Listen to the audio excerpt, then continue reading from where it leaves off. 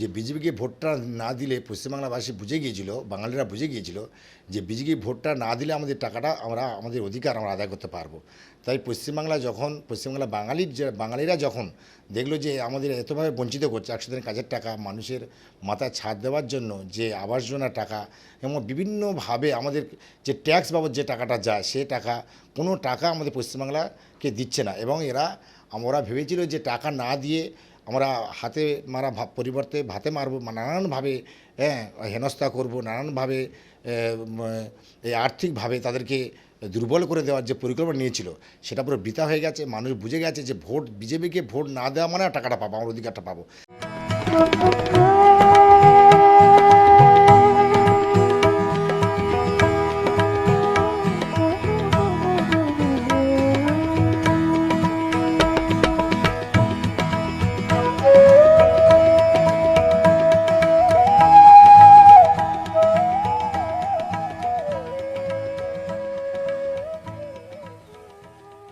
গ্রাম বাংলা ভোটের আগে কিন্তু তৃণমূলের নবজোয়ার হয়েছিল, আর বলা যেতেই পারে সেই নবজোয়ারই সাফল্য এনেছিল।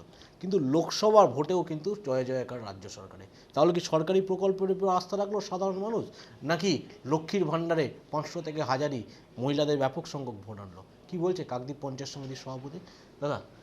একদম লোকসভা ভোটে আপনাদের জয় জয়কার, একাধিক ইস্যু ছিল, কোন কোন ইস্যুগুলোর মধ্যে থেকে বেশি সাফল্য পেলেন? আমাদের জননেত্রী মমতা ব্যানার্জি গ্রাম বাংলা তথা সারা পশ্চিমবাংলা জুড়ে যে উন্নয়ন করেছেন, প্রতিটা মানুষের বাড়িতে যে উন্নয়ন পৌঁছে দিয়েছেন, বিগত 34 বছর সিপিএম সরকার যে কাজ করে গেছে তার নিরিখে যদি দেখি, আমাদের এই মাত্র 12 বছর যে সরকার মমতা ব্যানার্জির মস্তিষ্ক প্রসূত যেসব প্রকল্প, মানুষের কৃষক বন্ধু, আজকের লক্ষ্মীর ভাণ্ডার থেকে শুরু করে কন্যাশ্রী, রূপশ্রী, শিক্ষাশ্রী। আমরা তো একসময় পড়াশোনা করেছি, তখন বই কিনতে বা জুতো টুতো কিছুই ছিল না, রাস্তাঘাট এত মানে কোনো ডেভেলপই ছিল না। আজকে দেখতে পাচ্ছেন, আপনারা সবাই দেখছেন, যে মানুষও দেখছে, পশ্চিমবাংলার মানুষও সেই বিচার বিবেচনা করছেন যে মমতা ব্যানার্জি কীভাবে উন্নতি করেছেন, উন্নয়ন করেছেন এবং মানুষের পাশে কীভাবে আছেন। আছে কৃষক বন্ধু, মানুষ টাকা পাচ্ছে, লক্ষ্মীর ভাণ্ডার টাকা পাচ্ছে, আছে বয়স্ক ভাতা, বিধবা ভাতা থেকে শুরু করে 65টা প্রকল্প মানুষের ঘরে ঘরে পৌঁছে যাচ্ছে। সেই নিরিখেই, উন্নয়নের নিরিখে অনেক কিছু বলেছিল, অনেক অপপ্রচার করেছিল, কিন্তু সেই উন্নয়নের নিরিখে এই লোকসভা নির্বাচনে এই ফলাফলটা মানুষ আমাদের তৃণমূলের কংগ্রেসের পক্ষে, মমতা ব্যানার্জির পক্ষে রায় দিয়েছে। লোকসভা ভোটের আগে আপনাদের একটা হাতিয়ার ছিল 100 দিনের কাজ।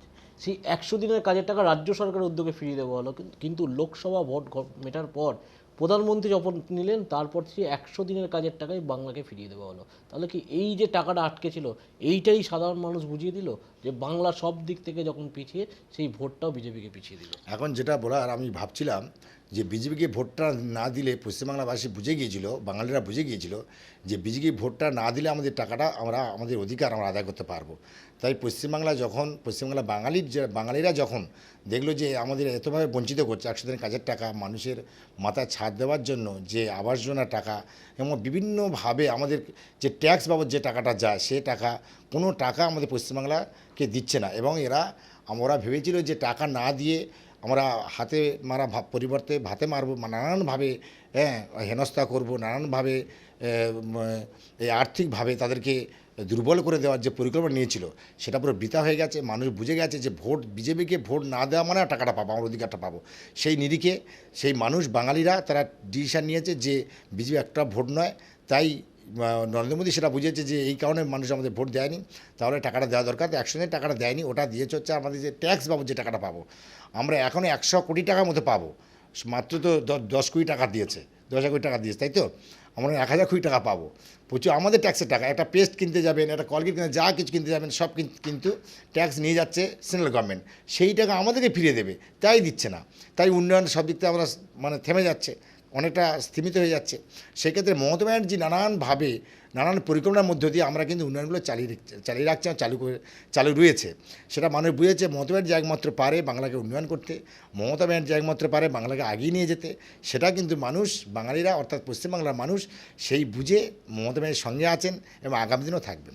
2021-এও তারা টার্গেট করে দিয়েছিল যে ইসবার 200 পার, এবং 2024-এও ইসবার 400 পার, বাংলায় 30 পার। তারা টার্গেট করছে, সাধারণ মানুষ জয় দিচ্ছে আপনাদের। এটা কি একটা বড় সাফল্য? আসলে ব্যাপারটা হয়েছে, ওনারা আমি এই লোকসভা ভোটের কাউন্টিং আগে অনেকে আমার প্রশ্ন করেছিল যে এবার তো 400 পার বলছে কী খবর। আসলে ব্যাপারটা হয়েছে ওনাদের রাজনীতিগত দিক থেকে গ্রাউন্ড লেভেলে যে রাজনীতি বিজেপি সেটা নেই, মানুষ তাদেরকে বিশ্বাস করছে না। আজকের ভেবে দেখুন যে 15 লক্ষ টাকা দেবে বলেছিল, 1 টাকা দেয়নি, জিরো ব্যালেন্স অ্যাকাউন্ট করালো প্রতিটা বাড়িতে। সেই অ্যাকাউন্টে মমতা ব্যানার্জি 1,000 টাকা 1,500 টাকা কৃষক বন্ধু সব টাকা দিচ্ছে। বলা হয়েছিল যে সবকা সাথ সবকা বিকাশ, আজকে দেখতে পাচ্ছেন কিভাবে যারা বিজেপি নেতৃত্ব রয়েছে তাদেরকে একমাত্র তাদেরকেই সব কথা সব কিছু তাদেরই হচ্ছে, সাধারণ মানুষের কোনো উন্নয়ন হয়নি। আজকে বাজার দর কোথায় গিয়ে পৌঁছেছে, আজকে পেট্রোল ডিজেলের দাম থেকে শুরু করে নানান দিক থেকে মানুষ মানে অষ্টাগত প্রাণ অবস্থায় দাঁড়িয়েছে। তা সেক্ষেত্রে মানুষ তো তাদের বোধবুদ্ধি বা বিচার ক্ষমতা রয়েছে, তার পরিপ্রেক্ষিতে তারা যেটা বুঝেছে সেভাবে রায় দিয়েছে। এখনও 5টা বছর অনেকটা সময় বাকি রয়েছে, গ্রাম বাংলার ভোটও হলো, আপনাদের জয়লাভ হয়েছে, কী কী কাজ শুরু করলেন কাকদ্বীপে? আমাদের পঞ্চায়েত সমিতি তথা আমাদের বিধায়ক মাননীয় মন্টুরাম পাখিরা, তারা এত জনপ্রিয়তা আমাদের কাকদ্বীপ বিধানসভার ক্ষেত্রে বিশেষ করে বলবো, তিনি মন্ত্রী ছিলেন দীর্ঘদিন। তার বিভিন্ন উন্নয়নমূলক যে কাজ, তারা যে পরিকল্পনা বা মমতা ব্যানার্জির একটা সৈনিক হিসাবে মানুষের পাশে থাকার যে তার মানসিকতা, তিনি একজন সত্যি কথা বলতে আমরা তাঁর দিকে রাজনীতিরা করছি এই কারণে করছি, তার কোনো সংসার ধর্ম নেই, তার কোনো নিজস্ব পরিবার নেই। আমার কাকদ্বীপবাসী তার পরিবার, কাকদ্বীপবাসী তার আপনজন। তাই কাকদ্বীপবাসী সাধারণ মানুষের জন্য যে পরিকল্পনা তিনি বাস্তবায়িত করার প্রয়াস বা চিন্তাভাবনা নিয়েছেন বা নিয়ে এসছেন, আগামী দিনে নেবেন, তাতে করে এই কাকদ্বীপ বিশেষ করে আমরা পঞ্চায়েত সমিতি নানান কাজকর্ম করছি। আমরা এখন 108টা অন্তত পথশ্রী রাস্তা পেয়েছি, সেগুলো কাজ চলছে। এছাড়া এসডিবি রয়েছে, আমরা এসআরডিএ রয়েছে, আমাদের জেলা পরিষদ রয়েছে, নানান দপ্তরের মাধ্যমে আমরা কাকদ্বীপটাকে নানানভাবে একটা মডেল কাকদ্বীপ উন্নয়ন হয়েছে। আরও যেটুকু বাকি আছে, হ্যাঁ 1% 2% যেটা বাকি আছে সেটা আমরা 100% করে দেবো এই 2026 বিধানসভাটা আগে। ব্যাপক সংখ্যক সমর্থন বিধানসভার পর থেকে একাধিক নির্বাচনে দেখা গেছে। 2026 এখনো অনেকটা সময় বাকি, কিন্তু সংগঠনকে শক্ত করতে 2024 লোকসভার পরেই মাননীয় মুখ্যমন্ত্রী কিন্তু নির্দেশিকা দিয়েছেন এবং একাধিক যে কাজগুলো বাকি রয়েছে সেইগুলোর উপর জোর দিচ্ছে। তাহলে 2026 কি বিরোধী শূন্য হতে চলেছে? না, আমরা এটা বলবো না বিরোধী শূন্য। মানুষ এই যে ঔদ্ধত্য আজকের বিজেপি যে সারা ভারতবর্ষে বিজেপি ছাড়া কোনো দলই থাকবে না, এই যে অহমিকা আত্মহমিকা মানুষের মধ্যে, যেমন লাস্ট বলেই ফেললো যে আমি ঈশ্বরের দূত, ঈশ্বর প্রদত্ত আমি এসছি ভারতবর্ষে, আমি শাসন করবো, এরকম একটা মানসিকতা নিয়ে যখন নরেন্দ্র মোদী আচ্ছা ভাবতে পারছেন যে মোদী সরকার নিয়ে সারা ভারতবর্ষে একটা রব যে মোদী সরকার। আজকে 2024 রেজাল্ট বেরোর পরে কোথাও দেখতে পাচ্ছি মোদী সরকার নাম উঠছে, কোথাও নেই, আর মোদী সরকার নামটা নেই। কারণ অহমিকা আত্মহমিকা এবং রাজনীতিতে এমন একটা মানুষের পাশে থেকে মানুষের সুখ দুঃখে থেকে যারা থেকেছে, মানুষের কী অসুবিধা আছে, মানুষের কী সমস্যার সম্মুখীন হচ্ছে সেগুলো সমাধান করা মমতা ব্যানার্জি একমত দেখেছেন। মমতা গ্রাউন্ড লেভেল থেকে রাজনীতিরা করে এসছেন। তাই মমতা ব্যানার্জি মানুষের কোনটা দিলে মানুষের সুবিধা হবে, কোনটা মানুষ অসুবিধা হচ্ছে, সেই মানুষের পালসটা একমাত্র মমতা বুঝতে পেরেছেন। তাই বাঙালির পালস এখন মমতা ব্যানার্জি যদি বুঝেছেন, এই পশ্চিমবাংলা অন্য কেউ বাইরে থেকে এসে এই ভোটের সময় পরিযায়ী পাখির মতো এসে এই ভোট পাখি এসে মানুষের দু চারটা কথা বলে যাবে, আমি অন্নপূর্ণা ভাণ্ডার দেবো, এটা দেবো সেটা দেবো। আরে যে রাজ্যে আছেন আমি সেই রাজ্যে করুন না, তাহলে তো ভাববো। আচ্ছা মণিপুর অবস্থা দেখুন কী অবস্থা হয়ে গেল।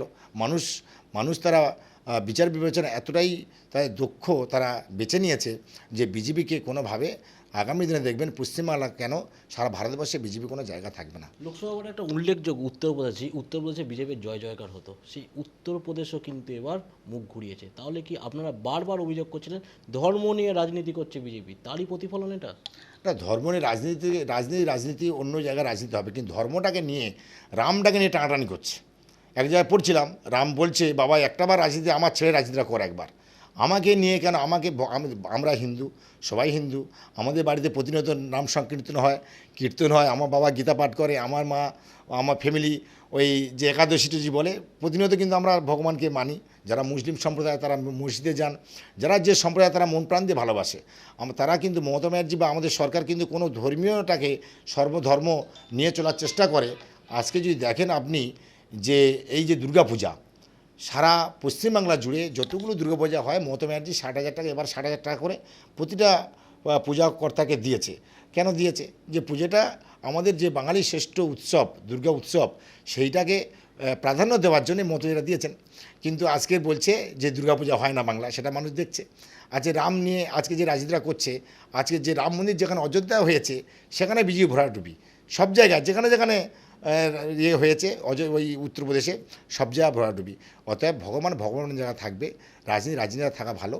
এই ভগবানকে সামনে রেখে ধর্মীয় সুড়সুড়ি দিয়ে মানুষকে হিন্দুদের মধ্যে বিভাজন তৈরি করা, হিন্দু মুসলমানদের মধ্যে বিভাজন তৈরি করা, এই জিনিসটা মানুষ ভালো চোখে নেয়নি, তাই বিপর্যয়। বাংলায় উন্নয়নের নিরিখেই ভোট হয়। বাংলায় কন্যাশ্রী থেকে আরম্ভ করে যুবশ্রী একাধিক প্রকল্পে রায় দিয়েছে কিন্তু সাধারণ মানুষ বিগত নির্বাচনগুলোতে।